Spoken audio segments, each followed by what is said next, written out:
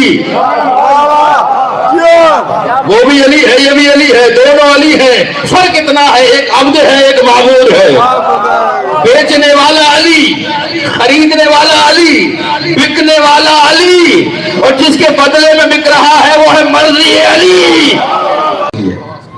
علی نے علی کو علی بیچ دیا اور علی کے وزن پہ بیچا، علی کے بدلے میں بیچا، مرضی علی کے بدلے میں بیچا۔ تو یہ جو بیچنا خریدنا ہے یہ کہلاتا تجارت، لیکن اللہ نے اس تجارت کو آیت بنا دیا۔ نہیں یہ تھوڑا سا گہرا جملہ میں نے پہلے کہا خواص کے لیے، تجارت کو آیت کبھی نہیں بنایا جاتا ہے۔ تجارت انسان کا ذاتی فعل ہوتا ہے۔ میں نے کار خریدی تو کیا میں جمعے کی نماز میں کھڑے ہو کے کہوں کہ بھائی میں نے کار خرید لی ہے؟ میں نے فلیٹ خریدا کہ میں آ کے اعلان کروں گا فلیٹ خریدا؟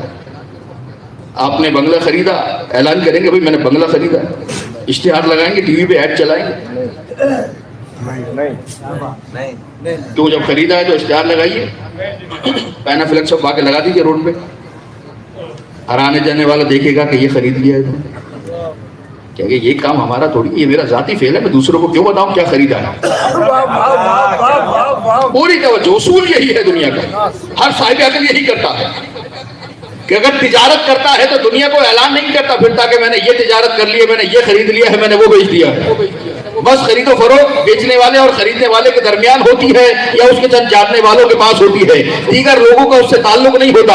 اللہ نے مرضی بیچی نفس خریدا، علی نے نفس بیچا مرضی خریدی، تجارت دو علیوں کے درمیان تھی، لیکن اللہ نے اس تجارت کو آیت بنا کے قرآن میں رکھ دیا۔ مالک تجارت کو بتایا نہیں جاتا کہ میں نے کیا خریدا ہے کیا بیچا ہے، جب ہم جیسا انسان نہیں بتاتا، تو تو ہمارا خالق ہے، اسے آیت بنا کے قرآن میں کیوں رکھ رہا ہے؟ کہ خاموش، جو میں جانتا ہوں وہ تم نہیں جانتے، میں نے آیت بنا کے اس لیے رکھا ہے کہ قیامت تک جو بھی قرآن پڑھنے والا ہو، چاہے بیٹھ کے پڑھ رہا ہو چاہے رات کو کھڑے ہو کے پڑھ رہا ہو، ہر قرآن پڑھنے والا جب اس آیت کو پڑھے گا تو سمجھ جائے گا نفس علی نے بیچا، مرضی خالق نے بیچی، اب نفس ہے اللہ کے پاس، مرضی ہے علی کے پاس، اب قیامت تک جسے رضی اللہ بننا ہے پہلے علی کو راضی کرنا پڑے گا۔